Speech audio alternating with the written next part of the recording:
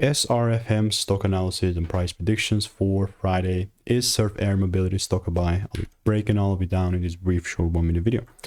Ultimately, I quite like it. You know, it's not that I'm going to randomly start buying, but finally I've seen a break above this top, because, you know, it was a bearish bias beforehand. Since I got proven wrong, this is good. This is good stuff. I mean, for that sell, I never got the supply, right? The double down break. And I can confidently just show you all this proof. I mean, the links are just proof of me previously calling things up.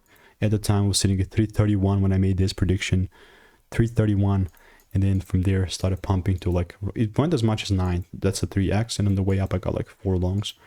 Great. First break, I think we might be back in the game. You can see how excited I kind of get.